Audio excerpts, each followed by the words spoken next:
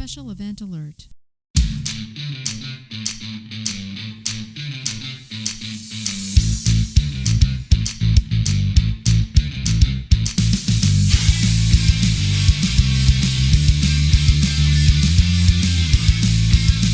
Turn off Lord of the Rings and put it back on CNN because you are late for Changeover, your weekly space news and variety show.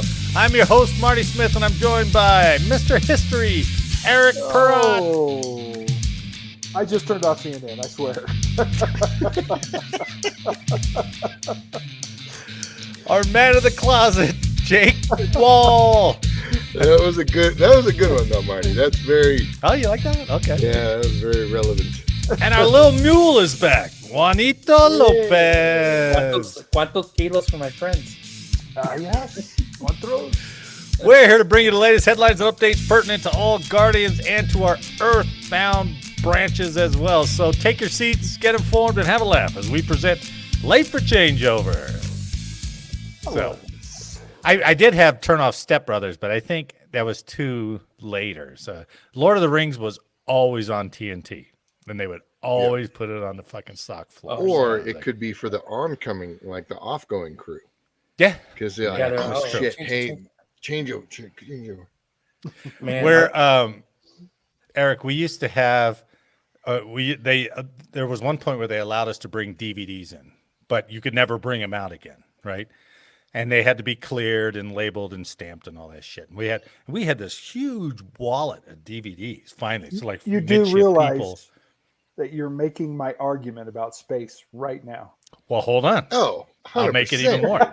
So we had this huge wallet of movies. So the mid shift, you could watch something, right? You could only watch movies on the mid shift or on the weekends. Yeah. And then somebody, and I don't remember who it was. Tough. I don't know if either one of you guys were there or you left, but somebody came up and goes, "Hey, this DVD doesn't have a label on it. It wasn't checked in at the front desk." Ooh, no classification. The next thing you know, the knee jerk, burn them all, right? No, they got rid of like 100 effing DVDs. I remember I probably contributed to like back then $80 worth of DVDs. I gave up my Dave Chappelle season. I did too. I did too because it was a whole bunch of them. Yeah, it was worth it to watch it out. I watched it more in the sock than I did at home. Oh yeah, you know what I mean. I remember one of the Canadian SSOs was pissed off because we were watching the roast of Pamela Anderson. Oh my gosh! Like, she's a Canadian national, right? Yeah, but that's awesome. My gosh. It was like because he was very very religious and stuff, and like he had a problem. I remember the crew commander. I do know the names, but I'm not gonna call out any names. You said, "Well, you have a problem. Go take a nap in the break room." Jeez. I remember Eric when Band of Brothers came out. Eric's like, "You guys are watching movies. I know. All the just trying to piss night. him off. You're taking naps in the break room, right? Disregarding HR complaints. Don't forget about the pranks and bullshit in the bathroom, putting all your freaking paper. Now, wait a minute. Hold on, Defender. Talking about pranks in the bathroom. Come on. So draw that line very faint because you're right there too. But Band of Brothers had just come out. Captain Dean Zezes at the time, went and bought the whole set. And he's like, "Hey, let's watch it." 13 hours. We were on 12-hour shifts. Wow. We watched almost that whole thing. And by the time of it, it was just like, holy shit, I feel like I've gone to Germany. It's too much. Dude. It's too much in one city. In the war, exactly. Man. Oh, my God. Was that up at Boulder? It could have been. I don't remember when, but he just went episode after episode. Exactly. I was like, well, I remember it would be on even during the changeover. It was just going on and on for like a whole rotation. Man, speaking of the bathrooms, do you guys remember? Do you guys remember the ketchup packets that they would put on? Teapot said they did it to him. Teapot described that. Yeah, that's what Eric's talking about. That was the story. Yeah. Oh. So they got him. You know who that was, right? That was that you? Kyle Ebner. Was doing that. Nice. I did notice on it's funny. I saw a couple of people on there on LinkedIn who liked the bits that I put out on LinkedIn. One was Mike Shore. If you remember Mike Shore. I know you don't, Eric. I know. Just bear with us. It's all good. And one was St. James liked it. I was like, Oh, holy man. shit, I haven't heard from that guy in a long time. Hey, you should get him on here because it'll be interesting to see Dan and Eric go at it with history. Actually, that's what he teaches now. Dan's a history teacher. Oh, is he really? But is he U.S. military history? He was always into it, so it'll be interesting. Into it is one thing. To be Details. named Mr. History, that's a whole nother thing. Oh, that's a challenge. So, hey, Dan, if you're listening, come on, he did get the brunt of a few of my pranks too. He got St. James, some good ones. I threw the gauntlet at him, man. I've got an amazing story for Father's Day. My daughter made reservations at Eddie V's. Have you ever been to Eddie V's? Oh, yeah. A big seafood place. Never been there, right? Oh, nice. That's awesome. So I said, okay, I'll order for us. And I got the Big Eddie. $145 worth of seafood, man. There's a shellfish tower featuring wild jumbo shrimp, blue point oysters, jumbo lump crab, fresh ahi tuna poke, Alaskan king crab, and Maine lobster on ice. So, man. Holy shit, that was more seafood I've ever eaten. So no blue pills for you for a week. Yeah, exactly. Well, yeah. Well, yeah. Has been running through me a little bit still. Wasn't sure if it was that or the atomic horseradish they provided. So. Oh my God! You guys have good Father's Days? Good Father's Days for you guys?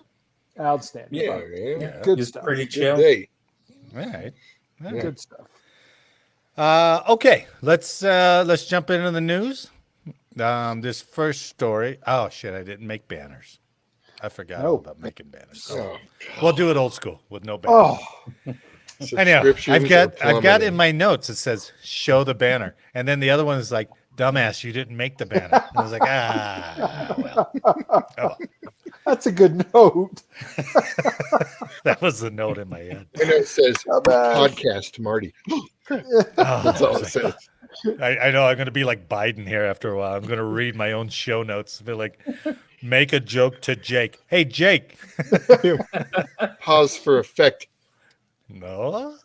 Oh, Okay. Did you see on Fox today where they were talking about who's his PA person, the black lady? Karine Jean-Pierre. JP, yeah. So she's talking about how the fact that he went to some concert but didn't dance.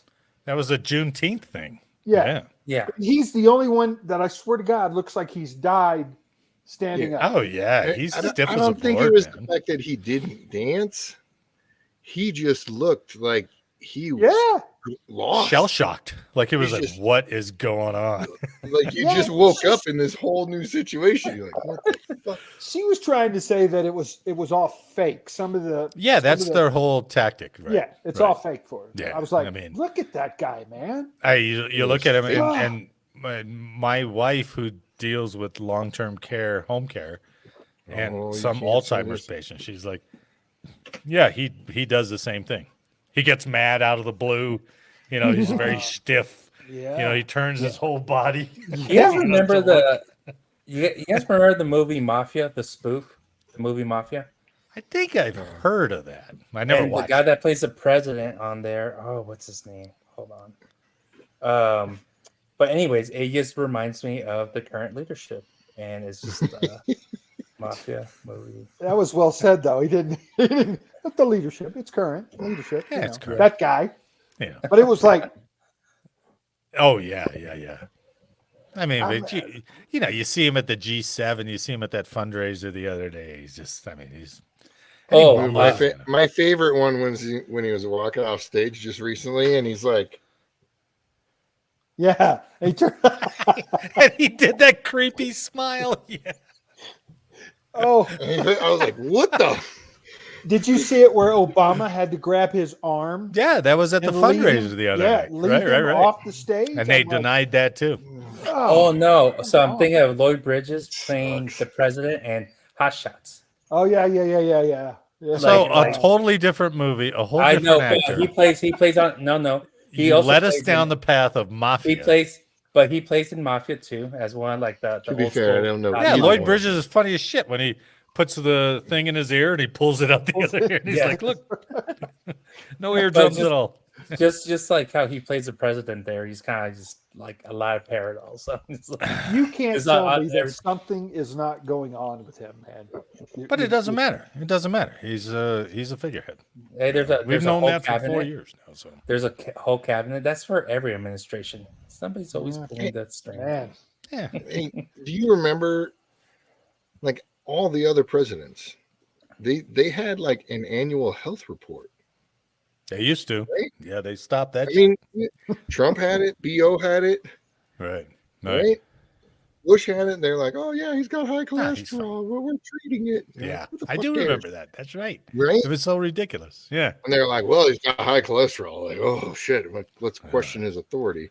25th This Amendment. doesn't happen. Yeah, man. no.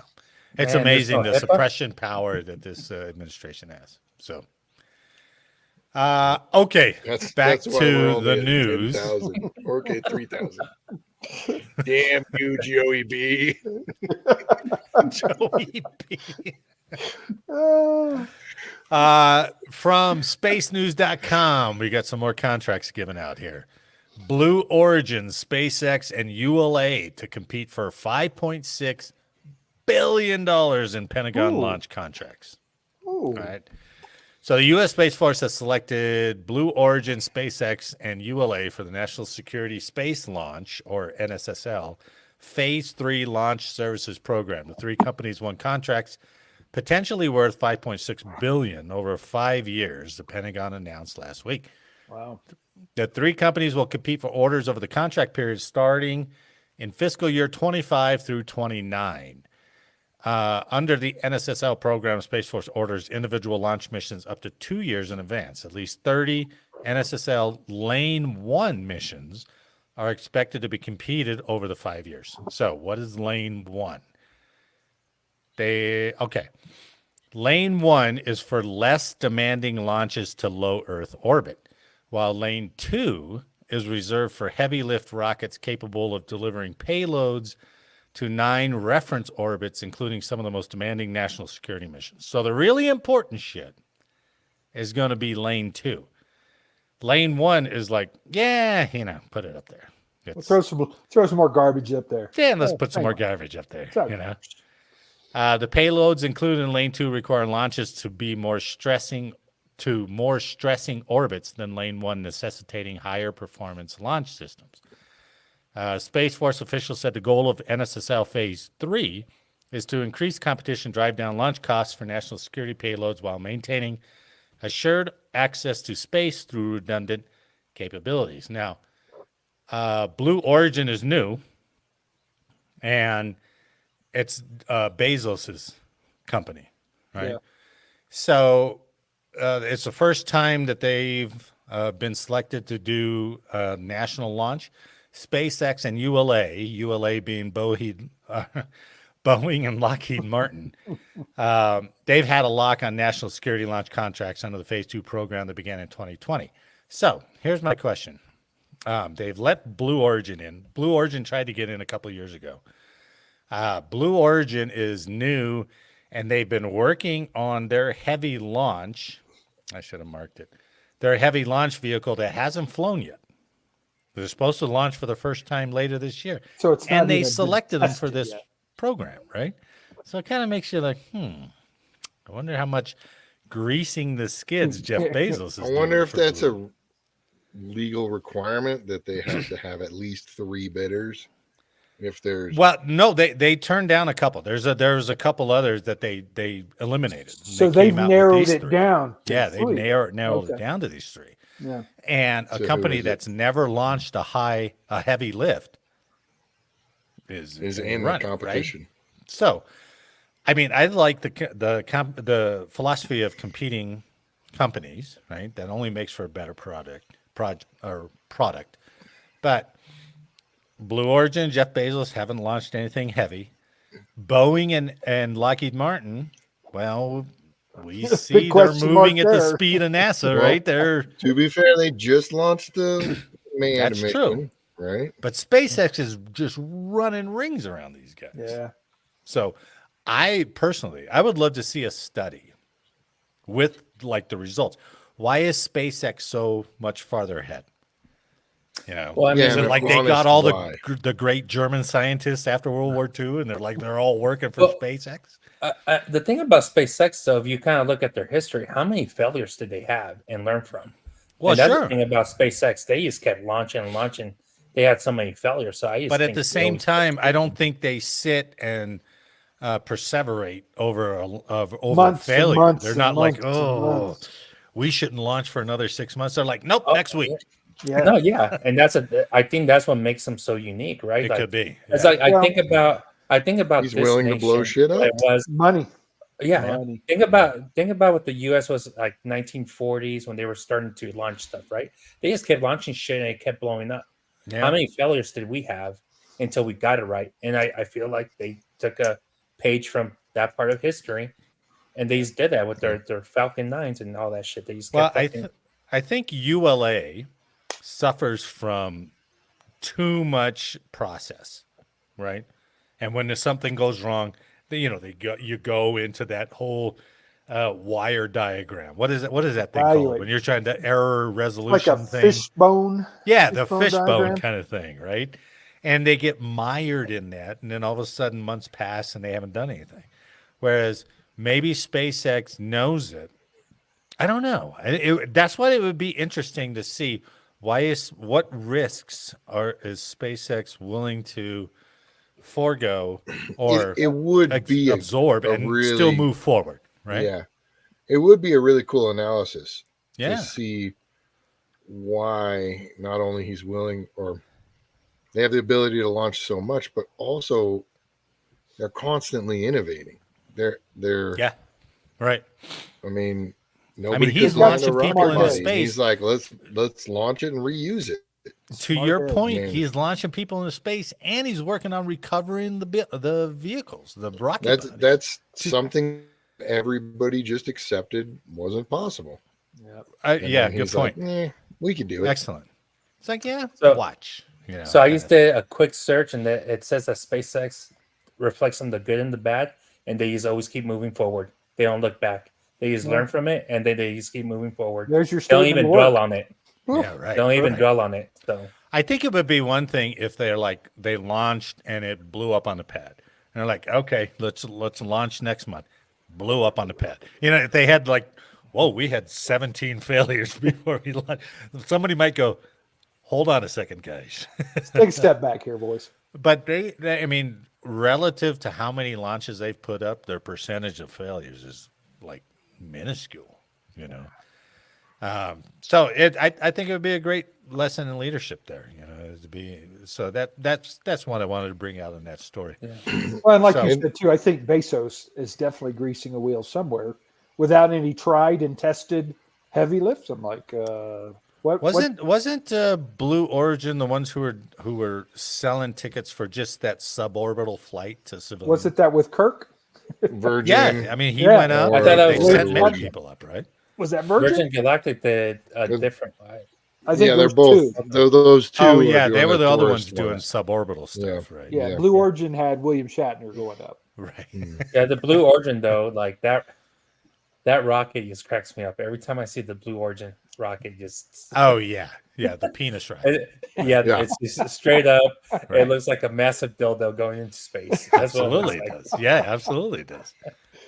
And if you ever searched it, if you ever seen it, Eric, you'll search it and you're like, holy shit, look at this thing. It reminds me, when I was a kid, there was a porno. And it was called, who is the School of Cock? No. Yep. For all your old-timey porno needs, please see Mr. History. It was based on the sci-fi.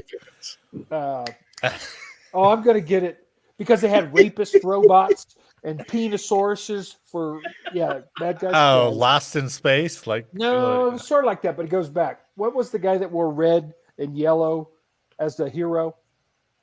Flash Gordon. Flash. Shazam. It was called Flesh Gordon. Yeah. And this freaking thing looked like a penis. We had to. Hey, Marty, that's what we should do one day. Flesh porno space parodies. Oh yeah. I mean, porno names. Flesh Gordon. I was gonna send you this picture because I was clearing out my garage. Speaking of this, and I had this box with brand new. And, it shot these little nails, brads, right?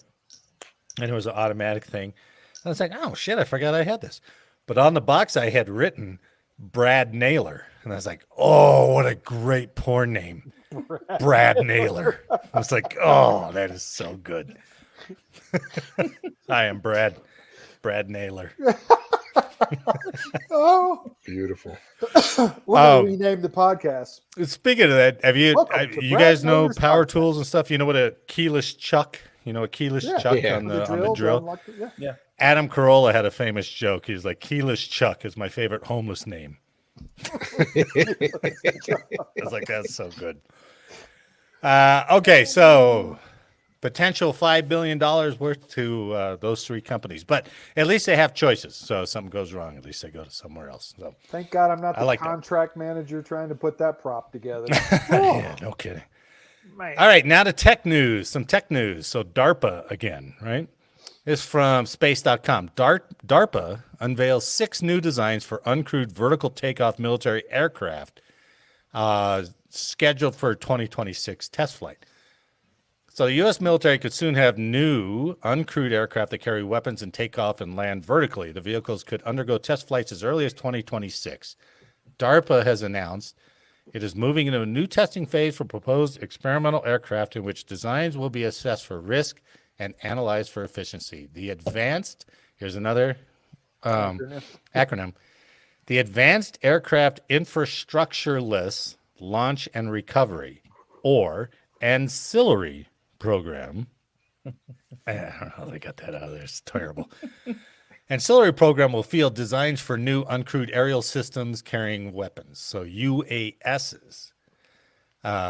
Specifically, the project aims to deliver X-planes capable of vertical takeoff and landing like a helicopter that can operate from naval vessels. So, X-planes. Here is their rendering. Yeah, there's 6 concepts, or 6 companies have proposed proposed their concept vehicle. So starting clockwise from the bottom left, that's Sikorsky. Then above that is Karem Aircraft. Above that is Griffin Aerospace. To the right of that on top is Method Aeronautics. The one below that on the right is AeroVironment. Yeah, AeroVironment. And then Northrop Grumman's on the bottom. So you can't get a sense of size of these things. So I did download the video for these guys. This is a concept brief. It doesn't show all the Advanced Aircraft Infrastructureless Launch and Recovery, or Ancillary X-Plane program will develop and flight demonstrate critical technologies required for a leap ahead in vertical takeoff and landing. Do a little better on the graphics, low weight, high payload, and long endurance capabilities. The unmanned air system will be able to launch from ship flight decks and small austere land locations in adverse weather without launch and recovery equipment typically needed for these systems. Big son of a bitch. The program will study advanced propulsion architectures such as hybrid electric propulsion, advanced onboard energy storage such as high-density batteries or fuel cells, and advanced structures and manufacturing technologies to enable these leap-ahead capabilities. The Ancillary program desires a small vehicle form factor that will allow many aircraft to be deployed onboard a ship, providing the local commanding officer a network of organic information surveillance, reconnaissance, and targeting assets. Technologies demonstrated by the Ancillary program would also benefit point-to-point unmanned logistics operations. You know what they're going to find on those islands? Those two guys we dropped off with that anti-ship missile. The one Marine. Hey, the one Marine. Remember us? A year ago. We left him there. The ability for the warfighter to launch and recover the system in austere environments without reliance on infrastructure equipment will minimize personnel and costs, as well as vulnerability during sensitive operations. Please join DARPA at our Proposers Day and Expo on September 20th, 2022. Late for changeover, we'll be there. They're like, hey, who are you guys? And like, we do a podcast. We just had to. So you can see there's some real varied designs there. No doubt. And I was trying to look up each company's site. Nothing. They are so close hold with this stuff that they're not announcing or showing anything that they have. That rendering that Sikorsky has on the bottom left looks like some kind of bomber. I don't see that thing landing on a moving ship. It's all of these are designed to be VTOL. Right. So dang, man. I know it looks be on a hefty, wingtip. It's right? a wingtip. But they're designed. They're one of the mandates that they want them to carry a pretty sizable payload. So that you could see in that video, it's like the size of a man or bigger. So these are big things, and to contend with the wind on a Navy ship, especially moving that fast. Yeah, and in rough seas, one that's going 100 miles an hour. That's possibly rough seas. That's pretty good. Waves. So whatever that is in knots. That's another. Why are we doing that? That's a lot of knots. So DARPA aims to increase its use of UASs by a factor of 3 in the coming years, given the small size and low weight of ancillary X-planes. The Navy could store far more aboard ships than it can helicopters and launch them directly from the deck without needing specialized equipment. Ancillary is currently in Phase 1B, with testing set to run for 10 months from June 24 to spring 2025. During this time, DARPA will assess the manufacturer's individual designs based on the safety of their systems and hover tests. So we need to do a follow-up with this. I want to see the winner. I know. I really want to see the winner. It's coming up though, isn't it? Yeah. Like the start of it.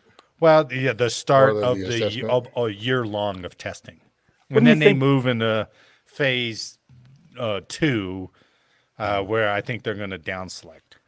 What do you think the cost of this little contract proposal is? Between what? I 6 don't companies? know. That's interesting because that's pretty substantial. Yeah, it's got to be less. I mean, I can't imagine like they're going to get $1 billion for it. Yeah. But I don't know how much these are to make. I mean, they're still pretty full size. Yep. So it's not like you can do off the shelf stuff with it. But right. I don't know. The drone stuff is all over the place. It's so crazy. They're coming up with everything. Right? Yep. So we never did do a follow up on the tactical bra. Good point. We need to follow up with that. Yeah. Those AI generated co-pilot things. I haven't seen anything about that. Yeah. They that was the the dog one, fighting, but then you haven't heard anything. So that was probably the one that because they're getting operational and they're like, just keep I can't talk about it for a while. Yeah. Do you remember that? Did you hear that one, Juan? They were actually using multiple AI generated or AI controlled aircraft to co-pilot or wingman in F-16s, full size F-16s. Oh, wow. Full size F-16s really cool. that they would use as a secondary aircraft. It was pretty. So it was impressive. It was like a drone, but it was AI controlling it. It was an AI controlled aircraft, like fighter. Yeah. The more and more we talk about this, the more I think of Skynet. It's got a big ball in the front seat. Yeah, that would be cool. Look at Eric coming up with cleverness. I like it. It's that whole Flesh Gordon thing that launched him into this mood here. That woke me up, man. I sent you the trailer for that in the chat, just in case you needed it. It's the YouTube link for that for Flesh Gordon. YouTube link for Flesh Gordon preview. Stay away from them rapist robots, man. It's bad news. That's a rapist. Rapist. Rapist. All right, let's talk about some good news for military members who are about to get out of the service. I like it. Right? No, it's not good news. It's not good. No. It's another Rand report. Curse the Rand Corporation. Not Rand Corporation, but the Rand organization. And another bad outcome. So, from military.com, military transition programs focus too much on higher education and not enough on jobs, a Rand report says. So, this won't burn you up, but it'll be some interesting discussions because I want to know where you guys are on the tap and when you took it and all that other stuff. So, federal programs used to help service members transition to civilian life are too focused on education and are not spending enough money and time working toward finding them employment, and some seemingly aren't effective at all, according to a new study. The new report, published this week by Rand Corporation, a federally funded think tank focused on military issues, takes a deep dive into how much would you think is spent annually helping service members transition? It can't. Would you think $1 billion are helping service members transition? I would say no. I wouldn't be surprised. I mean, it's the government, so I don't know how much money. You know what else is in that now is that friggin' transition program where they're skill bridge. So they have to pay you. To maintain that. Yeah, that's to go over and work for free. With a company. Yeah. And that's your rank, your BAH, all that stuff. So that might be in that. Well, that would make more sense because the Rand Corporation took a deep dive into how the roughly $13 billion spent annually on helping service members transition out of the ranks is used and whether it's effective. What? $13 billion. No We're way. spending $13 billion. No way. Here's your book. Open it up to page 5, sign your name, and have a good day. How many are in the total military? Less than 1 million or 1 million, maybe? Less than 1 million, right? I don't think there's 1 million. Oh, I don't know. There's probably not even 1 million, right? And we're spending $13 billion annually on people getting out? The TAP program, because just give them $1 million. Hey, thanks. That's a great transition. TAP instructors, if you ever go online, those TAP instructors don't get paid a lot. Like you'll look at TAP instructors, and they only get paid by the hour. Some of them get paid pretty crappy because I see those jobs all the time. Right. Posted. Right. So so where's that money? Where's the money going? Is that on those freaking books? I don't know. Maybe they're giving themselves bonuses like the VA did. Who knows? Ooh, good call on that. The Rand report found redundancies and issues, namely that the programs focus too much on higher education. Rand researchers said, quote, dedicating significant portions of the transition budget is also unsurprising because of the high and growing costs of college. So now you start going, here's this vicious circle again, right? College tuition goes up, government subsidies go up, and it's just like, ooh, we're making money just putting these guys in debt. But why would they focus on education? So now just thinking about it, right? Yeah. All those certifications. I joined the military so I could do 4 years, get out and get my GI Bill. Well, so maybe not everybody, that's a small percentage that goes to retirement, right? Yeah. So if we're talking about first term airmen, soldiers, Marines, sailors, guardians, I wonder if just the feedback that you get. Good point. I think I want to go to school. I think I know where you're going with it. I wonder if that $13 billion includes the tuition that they're paying out, because that would make more sense, right?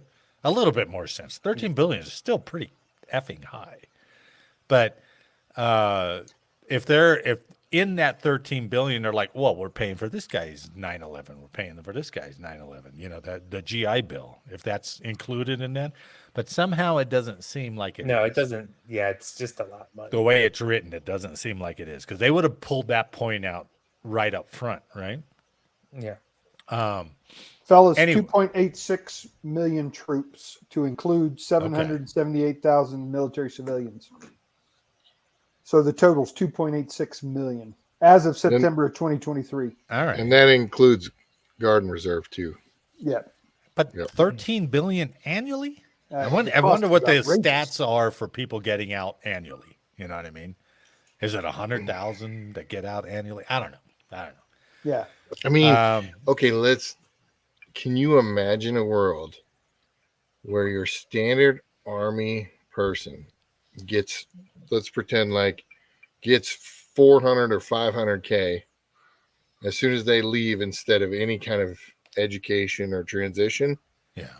Can you imagine the fucking motorcycle sales, the freaking strip club revenue, good point. Right, the trash loan? Like, oh man, that's a great point. That's a beautiful world to imagine. When they would blow that shit. When I was a commissioned officer and went off to officer basic course, 6 months in Fort Sill, for whatever reason, they gave you the first 3 months to pay your billets, right? To pay your billet bill. And they're like, here's 3 months worth. I don't know why they did that. And they're like, don't go spend it on something. One guy went and bought a motorcycle. He bought a Honda Hurricane. And he crashed it and bent the frame. And it was like, he did exactly what they told him not to do. Why would you do that? And they can't pay for his billets. Well, it was like when they first came out with the government credit card. Oh, yeah. You want to give that to an 18-year-old and say, be disciplined. And then they're buying Xboxes and... God, it was so dumb. So, okay, the researchers also raised concerns over whether the programs are doing what they are supposed to do.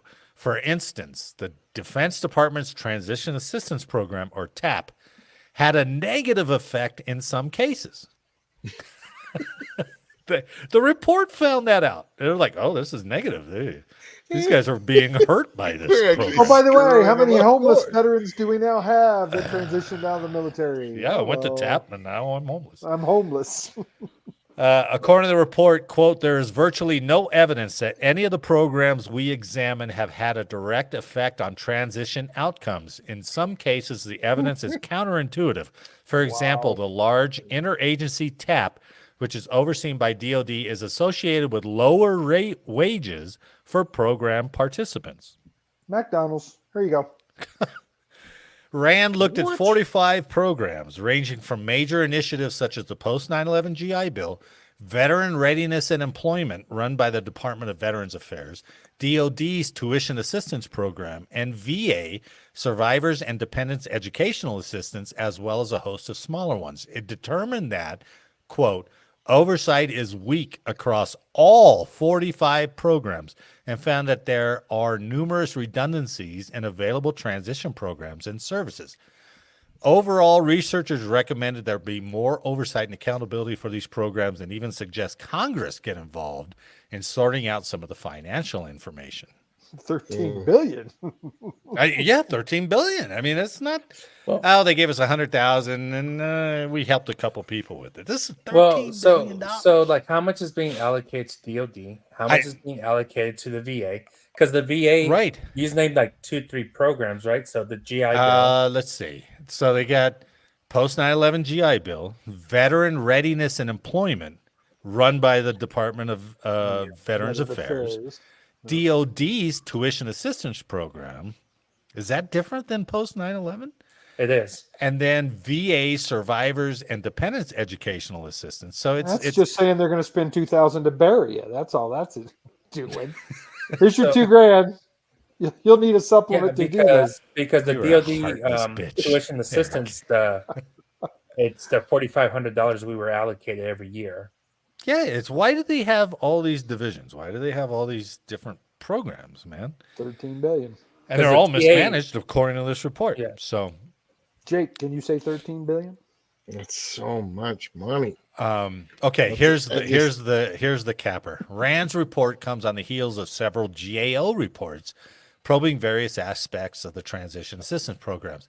A December 2022 report from the GAO said the tuition assistance program lacked timely participation, revealing that, quote, nearly 25% of service members who needed maximum support didn't attend the mandatory 2-day class. Okay, nobody wants to go to TAP. And that most service members didn't start the program at least 1 year before leaving service as normally required. What do you mean normally required? That was never told to me. Negative. No way. Never was that told to me. No. It was told to me that you could register for it up to a year before. Yeah. Okay. Mine was required. Mine and then I was always told it was required. A year before you retired? Yeah. I don't even remember any of that. Not me. It was a year. Me. So now, Eric, it was required and recommended if there was like a when they're going to kick people out, when they're going to do force reduction, like a RIF. A RIF. So I remember when they were doing the early retirements, and then they said, if don't get enough volunteers, they're going to kick people out.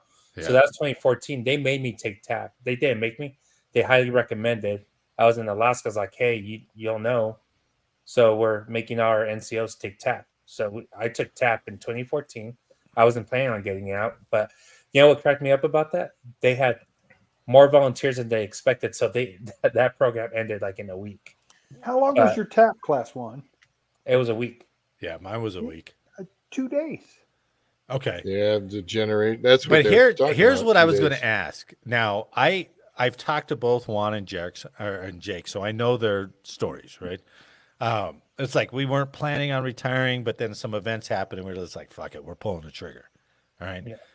Did you have a date in mind when you were going to retire, Eric, or did something kind of convince you as like, it's time to get out, and then a couple months later you got out? No, something convinced me. It was called stop loss. Oh shit! So, okay, so my point is, we're all in the same boat in the sense that we're like, hey, I think I'll retire next year, so let me start laying the groundwork for my transition now, right? Yeah.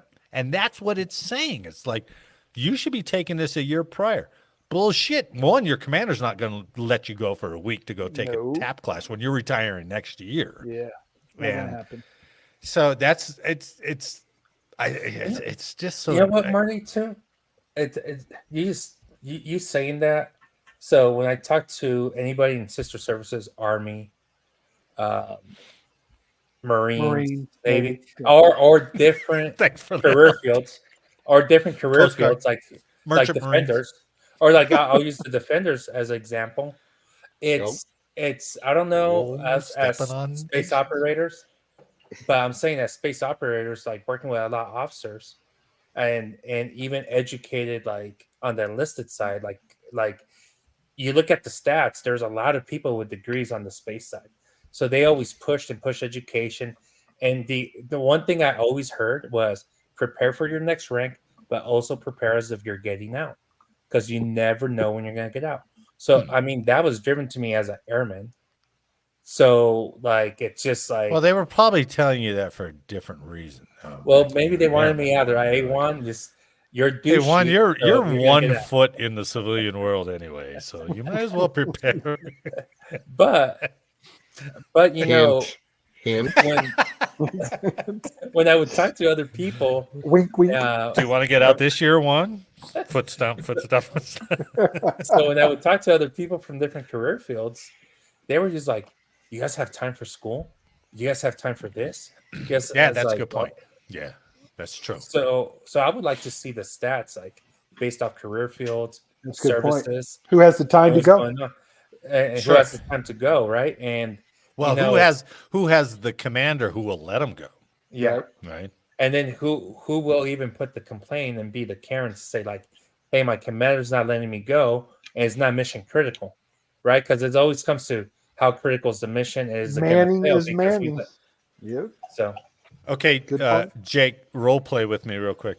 Let's pretend we're security forces in Turkey. All right. First of all, you can't even leave base. I'm your commander, and you want to ask me if you could go to school. So go ahead. Oh man. Hey, sir, I saw this brochure for AMU. They said I could take classes online. Oh yeah. But there is one in class. I have to go in person Monday, and damn it, Jake! Wednesday, you're such a good troop, man. I'd love to let you do that, but we got this asshole playing football half the fucking year, and he's not here. So I need you to work while he goes out and plays football. So Sorry, buddy.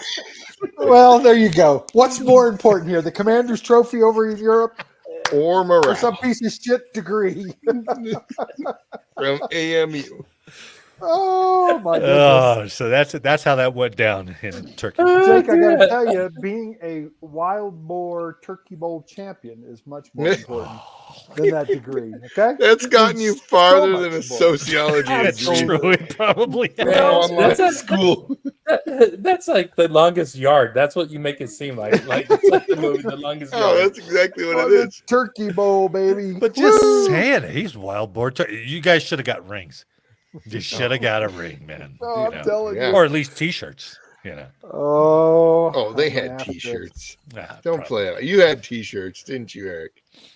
Man, we had jerseys. I had a yellow. Well, I know, but did you have like morale T-shirts? No, hell no. Oh, I would have thought they could print it up like a shirt that you can wear under your BDUs or your. In fact, I'll show you. If I could do a Turkish woman's accent, I would mimic this football team walking into the bar and be like, "Sploosh." Good thing I'm hydrated. I am going to send you a picture that you will be amazed. News report: for some reason, panty sales have escalated. Cannot keep up with demands thanks to the Turkey Bowl winners. These guys are a menace on our undergarments. The first notorious Americans over there. That's awesome. The Turkey Bowl, baby. Stealing all our women. So, anyway, I thought it was an interesting talk. Keep looking, Eric. I thought it was an interesting thing about TAP, that they're finding out all these efforts. Because they all brief it, right? They all brief it. Oh, TAP, yeah, we got a good TAP program here. We got a good. I remember when I went to TAP at Pete, and 3 of the 4 or 5 days that we were there was a guy was like, "Hey, let me teach you how to network. Let's all stand up, all right, and let's act like you're online at the grocery store. Just start talking to the guy. What's your elevator pitch?" I was like, "Oh my god, are you insane? Yeah, this is." Moronic, even for the 22-year-old. This is moronic. Okay, now after you're out 2 years, look back at the advice they gave you, and you're like, "No, man! Like, if I look at corporate America right now, and I would have done exactly what they told me to do in TAP, they would have been like, "What the fuck are you talking about?" Right? It's like, "Oh, is your LinkedIn program fleshed out? I mean, is your profile? Do you have all the profile stuff on LinkedIn?" I was like, "LinkedIn never helped me." Yeah. I'm pretty sure that all of us got our jobs by someone that we knew, and it really comes down to network. And actually, I didn't. This is the first job I didn't get because I knew somebody. It was totally a fluke. But you knew John Greffelman and Kyle Cordell, though. I knew, but they didn't know that I was applying to the job. Oh, really? Yeah, that's what I'm saying. This is the first time that I haven't networked. Did you put a into picture of you on that resume? I'm pretty sure you put a picture of, oh, fuck yeah, this guy is getting hired. No. In fact, the HR person called me, and she goes, "Do you happen to know Kyle Cordell?" And I was like, "Yeah, we used to work in 8 Swiss together." Was it Natalie? Yeah, it was Natalie. She goes, he's sitting right next to me. I was like, "Oh, no shit. Tell him I said hi." Yeah. So it was fluky. Jake, are you back? You were frozen there for a second. Yeah, I was frozen, man. Back. Sorry. You're good. So, well, hopefully, I don't know. Every report they do, not only on VA, but anything government run is not good, man. Yeah. You know, but it's a struggle. Yeah, it's a struggle. Like I said, though, but I really think it depends on career field service, like, you know, how much, like where that individual's going to end up, and well, you know, the fact that sometimes I talk to vets that did 4 years, I didn't know we had tuition assistance. I didn't know we had these benefits or entitlements when we were in. Part of that is you just kind of got your head in the sand, man. You got to look out for yourself a little bit. But I remember, I think I heard a report that the Army, they were doing it for TAP for the Army. And I can't remember what the company was. But they were saying, hey, you can come with us and we'll do like a intern with you, and we'll teach you for a week. We'll teach you all the basics of construction. We'll teach you the terms. We'll teach you what it is. We'll teach you how to frame. We'll teach you tools. And then when you get out, you can go apply, and we'll, hey, we'll bring you on to try you out for 6 months. But you got the basics. And I was like, that's brilliant. That's what when you were bringing that up pre-show, Juan. It's like, hey, yeah, why don't these plumbing companies come out and go, hey, or electricians, and say, hey, we'll bring you on and we'll train you with what we want you to know. Yeah. So and then we'll hire you on at a not a high rate, but we'll hire you on at a new rate until you start progressing through the journeyman and all that kind of stuff for these for plumbing, for electricity, for those kind of jobs. Right? It's funny that you bring that up. My buddy, he works for the union. He's a industrial mechanic, and they have a program called Boots to Hard Hats. And in the they'll Army? sponsor. No, this is outside. It's a union. He's an industrial mechanic, and they have Boots to Hard Hats. And what's cool is they'll take you on, and then they'll give you $5,000 worth of tools, and they'll start you up in the apprenticeship program. But they'll expedite your process citizenship to journeyman. Cool. To journeyman. So it's like, no shit. Yeah, that's so cool. But that's really really the thing cool. is, there's all these programs. TAP's never going to tell you about. It's kind of like saying you have your head, but you see, this is the shit that they should be researching. Hey, here's these companies. This is what they do for you. Yeah. This is what they're going to do. It's not even SkillBridge, but all this information out there, but nobody knows anything about it. And even more than that, because they should, more than just giving you the information, they're like, during that week long, they should be like, who did you call and talk to last night? What's your homework? Yeah. Right. Get out homework. Yeah. Call these people. Show me your freaking resume. What, Literally all we did for 2 days is go through that stupid book. Oh, yes. Yeah. Well, because I think that's the requirement. Because I think that's the one that has to get signed off, right? Like when you out process, but the fact that you created that account, that's a higher up, a commander's thing is like, look, we created this book so we can make sure that they're all trained and everything. And they're like, good, let's keep doing that.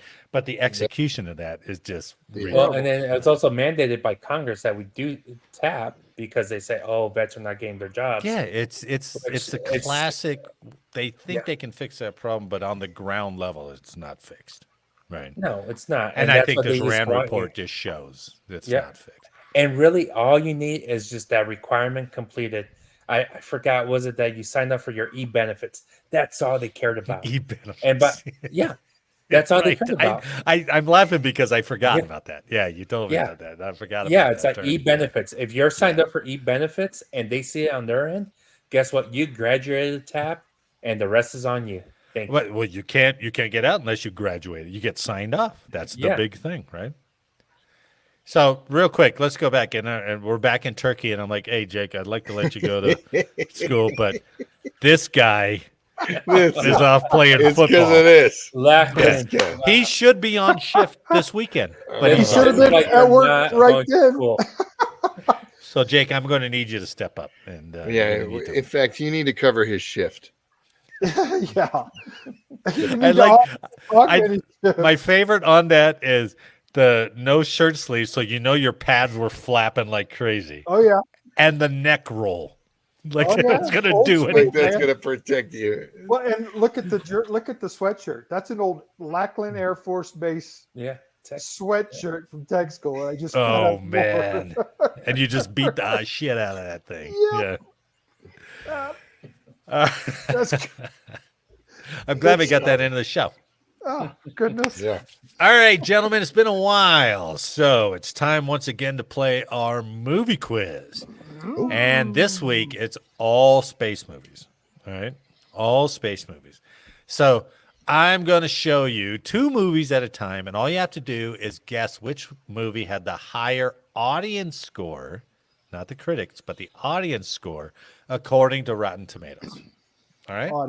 Audience versus critics. Audience. Last Well, time no. We're not saying audience critics. versus critics. We're just taking audience. Audience. Okay. Okay. Throw critics out. This is strictly which movie had the higher audience score. Okay. All right. So first up these are two movies that threatened life on Earth. Right? Yeah. So we got Armageddon. Oh man. Okay. No. Versus Armageddon. Wait. I got some dialogue to read here, I think. Armageddon, 1998. Bruce Willis, Billy Bob Thornton. Right? Ben Affleck. Ben Affleck, Don't yeah. forget Ben Affleck. Well, there was a ton. I'm not going to go Tyler. through the whole Hey, cast. A yeah. good cast. Actually, a good cast. Versus Independence Day. Oh, Ooh. 1996 with Will Smith, Bill Pullman. Bill Pullman. I thought the best These scene were in both. Independence Day was Will Smith's fiance dancing in the club when she Right found on. out. And I was like, yes. "Ooh, yeah, she's Was looking that good." Vivica Fox? I think. Yeah. Well, was it Vivica, yeah, it was yeah, Vivica A. Fox. Fox. Yeah. Yeah. And that was still when Hooker was still a respectable. Well, the term was exotic dancer, Exotic dancer. dancer. Yeah, not exotic trained. dancer. Exotic. That's right. So, I've also got a score sheet. All right, Jake. So Go. My turn. now, Man, we'll that's start- a tough one though. yeah, we'll start. Yeah. Which one outscored the other? All right, Man. Eric. Will Smith and Independence Day, Vivica Fox, little more of a serious kind of epic versus Sort of, Armageddon. kind of. So I'm going to say Independence Day. Oh, bold guess. Jake. I'm going Armageddon because Aerosmith had that song associated in the whole video. That's true. You And, took what I was going to say. I hate you. That was call. Liv Tyler in her prime, you know, Where's crying the at the gazelle? end. The gazelle is coming up the Oh, Serengeti. that was so corny. But the whole movie was corny, right? Oh yeah. Okay, one. So, same point that Jake made. I was going to say, because I remember watching that video on MTV all the time. That's true. And then They played. And then the my shit out sisters of had that a song. huge crush on Ben Affleck. I mean, who didn't? I think I had a crush on him.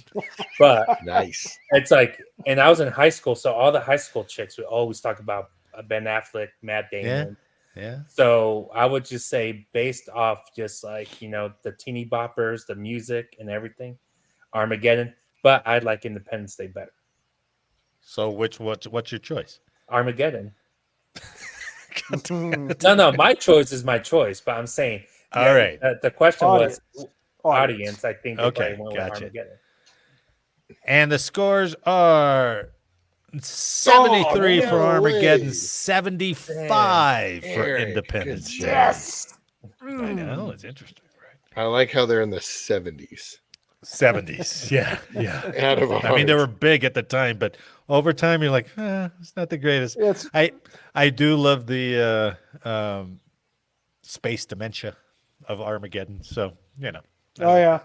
Well, I liked when Will Smith punched the alien. Welcome to Earth. There's such corny parts. It was they were perfectly aligned with each other, right? The president's speech was pretty good. That was a 4th of good July. speech. Bill Independence Pullman Day. had a good speech. Yeah. And Billy Bob was pretty good, serious, as a flight director of Armageddon. So, all right. Next, we have Tom Cruise against Matt Damon. Oh. So, Edge of Tomorrow, right? Versus The Martian. Ooh. Yeah. I did Are this we- on purpose. are we Make it tough for rotating? you guys. Yeah, we're rotating. Jake, you're up.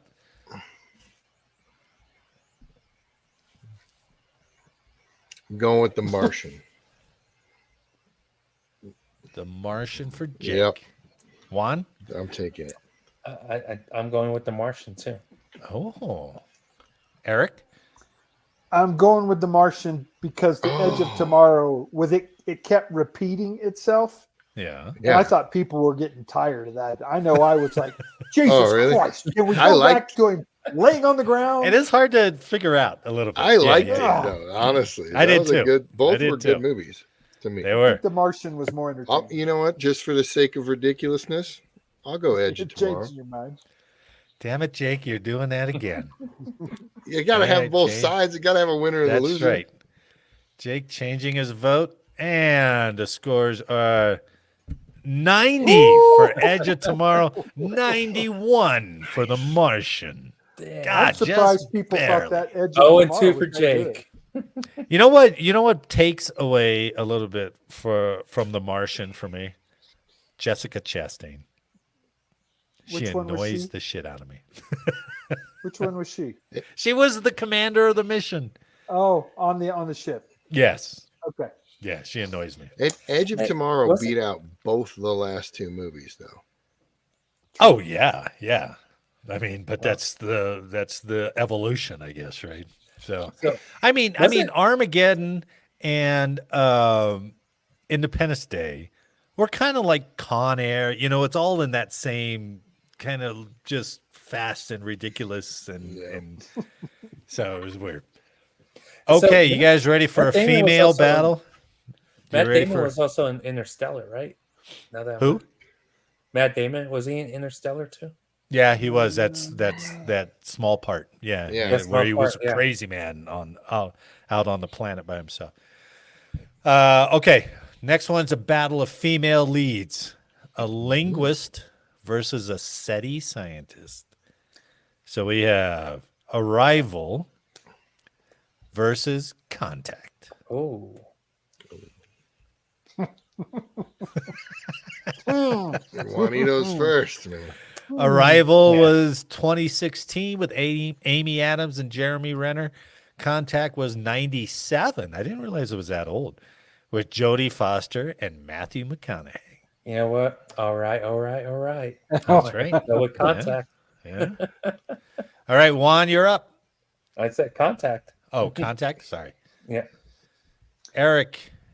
I'm going to go with Arrival. Jeremy Renner was coming up to be a big guy. That's true. Yeah. That's true. He was establishing himself. And I thought the plot with Arrival was better than the plot with Contact. Arrival. Well, I'll save my comments to the end. Jake? So I've made 0 and 2. So it's really just deciding which one I want to lose a point here. That's all it is. Which one of these guys? I'll go Contact.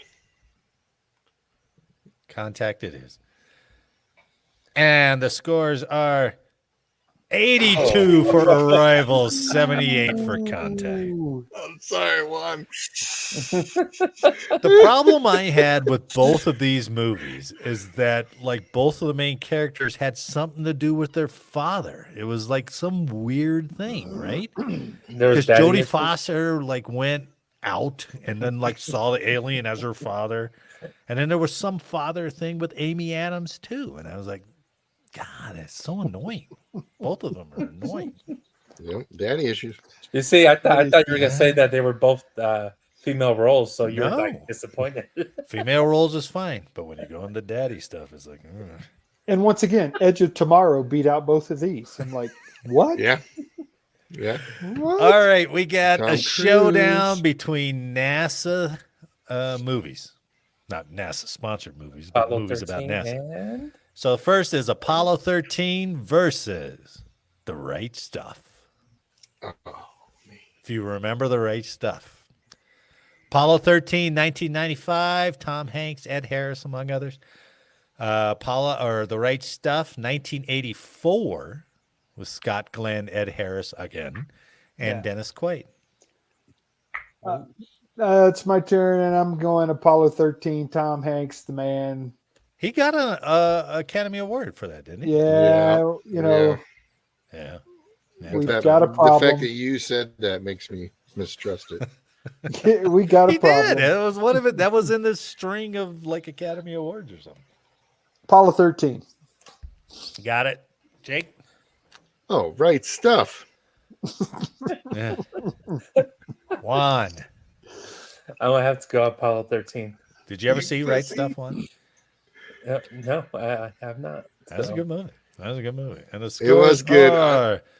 87 for Apollo 13 and 90 for the right stuff. I would have never guessed. I wouldn't that, either. Man. That's why I put Blew them together. my streak. Wow, man. You effed up and got it right. Oh my goodness! I would have never thought that.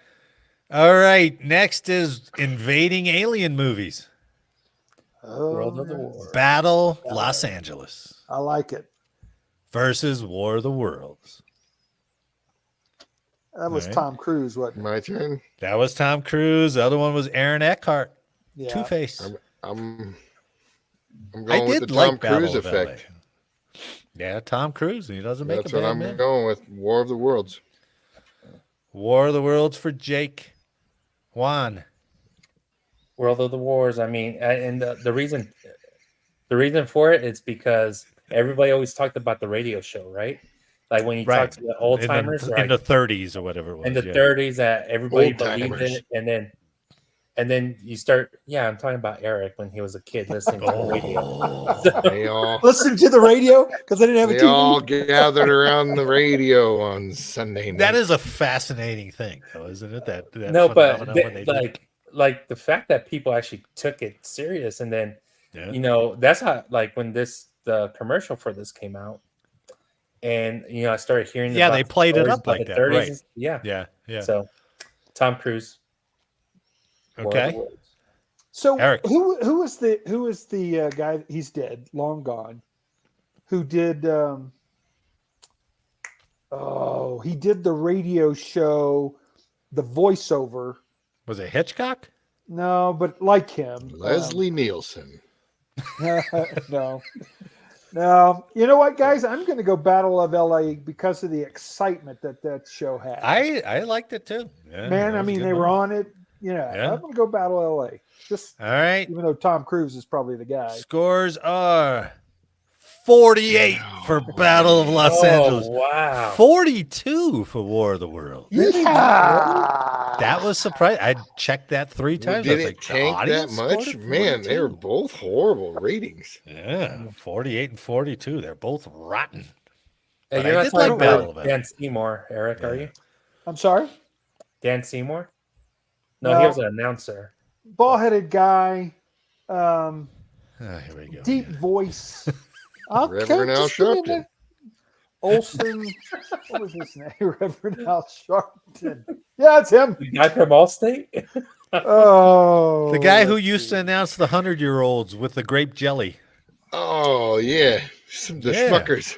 The Schmuckers Schmuckers. jelly. Yeah. All right, showdown of space comedies. Space comedies coming. So we got Spaceballs versus Galaxy Quest. Man, no. Eric, pay attention. I know you're looking it up. No, I wasn't looking. I'm trying to find the guy because you guys will know the name and you'll go, oh, shit, now I understand. It was concerning the War of the Worlds. Yeah. All right. My turn? It's not my turn. No, it's it's Juan's turn. Okay. Dude, we watch Spaceballs at least once or twice a year. So I might have to go with Mel Brooks. You can't go wrong with them. And then you got John Candy. It's like, Yeah, dude, fair enough. Eric? Galaxy Questers. Spaceballs more entertaining. Spaceballs. And Jake. Look, I brought it up beforehand. I do love Mel Brooks, but Galaxy Quest was funny. Galaxy Quest has its, And I agree. Yeah, it's I'm fun. going with Galaxy Quest. Oh, Trek versus Wars. that's true. That's exactly what it was. The scores are we're going plaid. 83 for Spaceballs, 79 for Galaxy Quest. Right on. All right, we're heading into the final rounds here. 1 and 6. Jake, I think you're pretty much out of it. So, Hey, the right stuff screwed me from my perfect record. all right, these two shows could be, I think, are kind of considered cult classics in their own respect. Starship Troopers Oh, yes. Oh, yeah. versus Stargate. Oh. Stargate's a tough one, right? That was Kurt Russell. James Spader was in Stargate. Oh man, that flat top, the Kurt Russell flat top in that Yeah. movie was amazing. Because he did like Universal Soldier or whatever that other. I think he just kept the same haircut. So yeah. All right, Stargate last week. Starship Troopers, 1997. Casper Van Dien, Denise Richards. Great shower scene. Great shower scene. That's all anybody remembers. That's what we're all striving for in the military, the co-ed shower. Stargate 94, Kurt Russell and James Spader. Eric, you're up, baby. Oh, man. I'm going to go Starship Troopers strictly because of the shower scene. Oh, that's fair. That's a good reason, actually. Just entertaining. Yeah, I'll buy that reason. Man. Jake? Oh.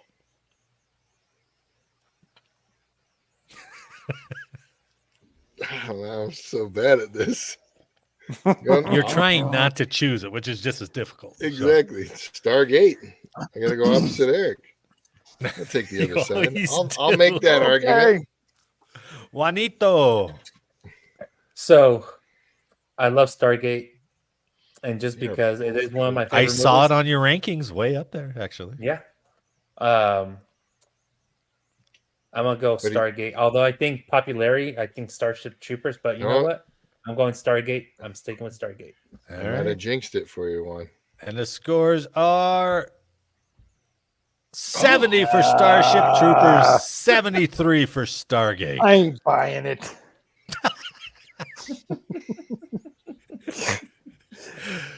Okay, last choice or last competition. Two movies separated by 37 years. All right. Close Encounters of the Third Kind versus Interstellar. McConaughey again. Yeah. I know this one, man. I know this one. Why did you cheat? No. Okay. No. Cheater pants. You got them cheater pants on. Jake, you're up. Okay. I'll shut up. Till it's my turn. I'm going with Close Encounters. Close Encounters. Juan? Me too, just because I know like everybody always talked about this movie and it's like how scary it was. It was Steven Spielberg, for this one. And then, when you talk to people about Interstellar, you have to be like a space nerd to like really love it. I love the movie. It's a great movie. But when you talk to other people, they're like, oh, it was just long. It was slow. So he's behind the bookcase. What's he doing behind the bookcase? Close Encounters of the Third Kind, 1977, Interstellar, 2014. Eric? What you call, Eric? So picture this: Donald Trump sitting in Mar-a-Lago, thinking about creating another force because he watched fucking Close Encounters. That's how it happened. That's your reasoning? That's how it happened. Everybody was all over Close Encounters. They thought it was the best thing since sliced bread, man. Close Encounters. All right. Close Encounters was like when he was a kid. Well, he's old. He's 76. But he was still watching TV. Hey, don't bother him. He's rolling. Yeah. Right. Scores are 85 for Close Encounters, 86 for Interstellar by 1 point. Oh, I would have never thought. Wow. Oh, let's see. Still won. Why did or still beat by Live, Die, Repeat, or whatever. Tomorrow, Edge of Tomorrow. Still beat. Holy shit, Juan. I think you got one. You got 1 point, Juan. No, you got two. You got 2 points. You got The Right Stuff, and you got Stargate. Yeah, I did. So you got 2. Jake, you got 3. No, that was Jake. I got 3. You got him in the opposite. Oh, sorry. I got 2 points Yeah, you're right. only. You're right. Jake, you got 2. Juan, you got 3. Eric, you got 5. 6. Oh, boo. Oh, we got 5. Eric. Yeah, because I missed the Underground. It's because he never Underground space aficionado. He never. I don't know how he does it. Eric wins most of these competitions. He never wasted his brain cells like on education. So he did it on football. So that's what it was. Yeah, he's the dumb security forces Playing football, not being football at work. playing, OnlyFans having, body Building. physique. Jock. Flexathon participation. And he wins every trivia game we have. Watches Flash Gordon all the time. Flesh Gordon. I'm looking forward to watching that Yeah, Flash preview on Gordon. YouTube. We should In watch fact, that. we on should the have a way out. watch-a-thon, a live viewing on Eric's OnlyFans. Oh yeah, I dude. got him. I finally got him. H.G. Wells. Oh. You remember that guy? You Yeah. have been Author. checked out for 10 full minutes finding H.G. I Wells. wasn't gonna let it go, man. I had to That's let it the go. I was author, like, right? "Ah." Yeah, that was the guy. Yeah. Well, But I he don't think he's the also one who wanted- read it on the radio. No, there was part where he did a voiceover for the War of the Worlds, where people heard his voice on the radio. Yeah. Oh, I got you. Yeah. Yeah, pretty wild. All right, Wow. Eric, if you can refocus and Oh, this day in give us history? a U.S. military history today, would you? Oh, I got a good one, man. I got a good one. This history moment isn't talked about a lot, which is really cool. I thought for a second there you were going to say this history moment is brought to you By by Pfizer. my Right. OnlyFans, wild boar football. by Flesh Gordon. All right, fellas. This is the War of 1812. Okay. How about that? So, 18 June. Face, Jake. The War of 1812 began on June 18th. Oh, no Start kidding. end. Wow. with the in United 1812. States formally declaring war on the United Kingdom. The war lasted from June of 1812 to February of 1815, a span of 2 years and 8 months. Wow. And I'm just going to give you a quick cause. The War of 1812 was part of a larger global conflict. The empires of England and France spent 1789 through 1815 locked in an almost constant war for global superiority. That war stretched from Europe to North Africa and to Asia. And when the Americans declared war on England, the war engulfed North America as well. The United States had a variety of grievances against Britain. Many felt that the British had not yet come to respect the United States as a legitimate country. They did. The British were Disrespect. impressing or commandeering American sailors at sea and putting them in work, blockading the American trade with France. Both of these were also spillover policies from the British prosecution of the war with France. The British were also uncivilly, don't know that word, the British were also supporting Native American groups who were in conflict with American settlers along the Sons of frontier. bitches. So we said, England, we're coming after you, babe. You can't be doing it. Plus, at the same time, Canada was under British rule. So we tried to invade at the beginning of the war in 1812, invade Canada, and they kicked us back near the Niagara Falls and kicked us out. So we lost that little battle, Right. but we right. ended up beating. Don't So tell the yeah, Canadians that. yeah. So 18 June Declared war. 1812. We were Wow. England. We want a piece of you, baby. Nice. Again. The Right? name Yeah, is we can't kind get of enough. misleading. It should be 1812 to 1815. Well, I mean, the declaration of war was 18 June. We're coming for you. kind of a bullshit, lazy naming convention. You want to name it? I don't know. When did it start? 1812. 1812. War. That's what. Yeah, that- War we're of going with it. 1812. Yeah, we're going with it. There Yeah, was but- a song that you used to sing. You remember? We fired our shots and the British kept coming. We fired once more and they began running. Were these the drinking Mississippi songs to in the Turkey? Gulf of Mexico. You remember that? Yeah, there's something, but was Like- that about the War of 1812? It was. Yeah, because Oh, it was Andrew okay. Jackson. It was Andrew Jackson. Oh, all right. Fighting the war, baby. Yeah. Good one, Eric. Well done. All right. All right, gentlemen, NDEP. I think we can turn Lord of the Rings back on and Yep. get into the midship here. So I like all the back commanders into have gone home. So on behalf of all of us here, I'd like to thank you for listening today. Please like, share, and subscribe, and let us know how we did in the comments. And make sure next week that you are not late for changeover. I still have like Wheel of Fortune in there. I could probably take that out. Man, thanks for the week. And thanks to everyone listening. We'll see you next week. Have a good one, fellas.